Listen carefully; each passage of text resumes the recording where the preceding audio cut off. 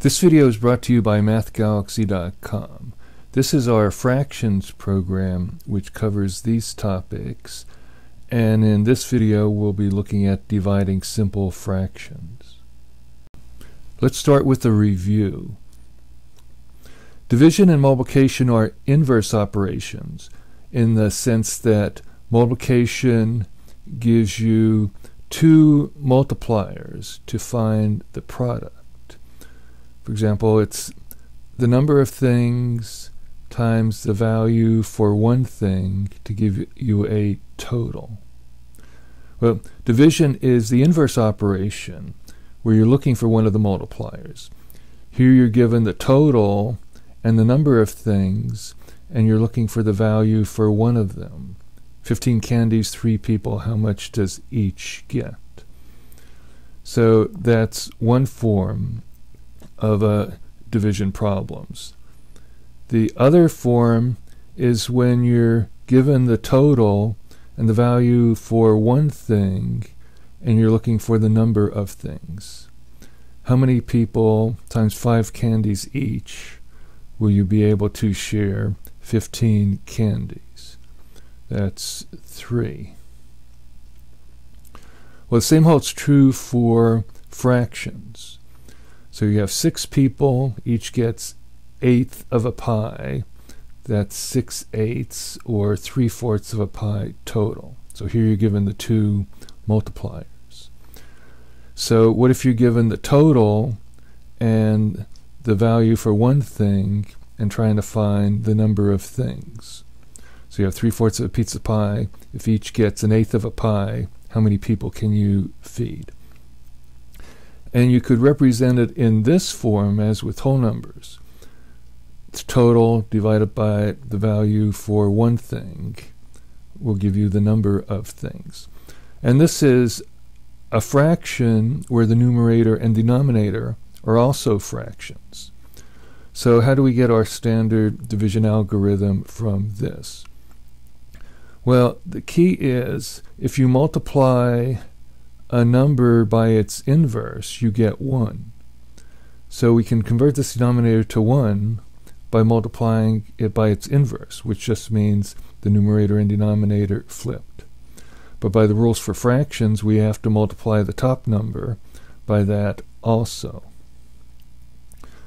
So we've converted the bottom number to 1, and the numerator becomes multiplication by the divisor inverted.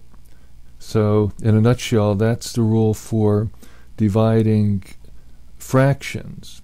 You invert the divisor and multiply. 3/4 times 8 gives you 6.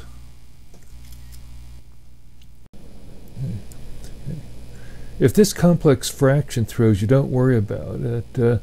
We just wanted to show you how the rules for fractions can be extended, because a lot of the rules for fractions will be applied later in algebra. And we just wanted to give you an idea that these rules aren't arbitrary. There are fundamentals behind them. But the bottom line is what you really need to know, and what you'll end up doing with dividing fractions, is just inverting the divisor, the second number, which we ended up when we did it this way, and then multiplying. So we can cancel. We can do 3 times 8 is 24 divided by 4 or 6, but remember our shortcut for fraction multiplication, dividing top and bottom by 4. And then 3 times 2 is 6 over 1 times 1, or 6. Okay, so now the other form. What if you're given the total, the number of things, and looking for the value for one thing? 3/4 of a pizza pie shared among 6 people, how much does each get?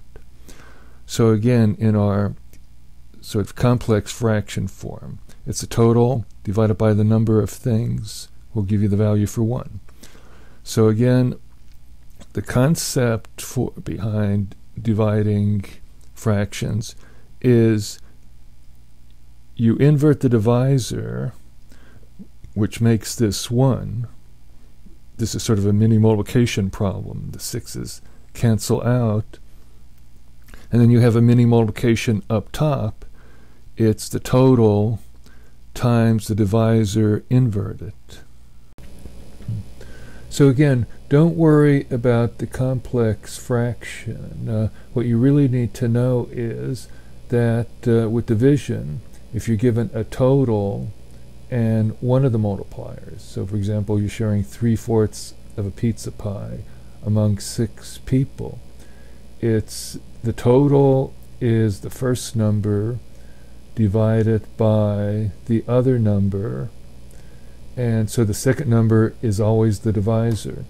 And you invert the divisor. If it's a whole number, you put it over 1. Invert means flip them.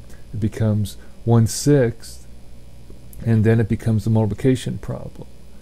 So again, we can use our simplification, dividing top and bottom by 3. 3 goes into 3 once, into 6 twice, then multiply across. 1 times 1 is 1. 4 times 2 is 8. And that's where, this process comes from. But this is all you need to know. Let's try some sample problems. So here, let's say you have half a pound of something to share, and each person gets a half a pound. How many people can you feed? Okay, so this just to show you how we get the simple rule from the complex fraction. So we're dividing 1/2 by 1/2. So to convert the denominator to 1, we multiply it by its inverse. And so we have a mini multiplication problem where everything cancels out and we get a denominator of 1. So you've converted a division problem into multiplication by the inverse of the divisor. And now you can multiply across and get 2 over 2 or 1. I mean, it's obvious that the answer to this problem is 1. Okay, but let's do some simplification to cancel. So dividing top and bottom by 2. And we get an answer of 1. So another example, say if you were sharing 7/8 of a pound and each person got half a pound, how many people could you feed? So again, in the complex fraction form, 7/8 divided by 1/2.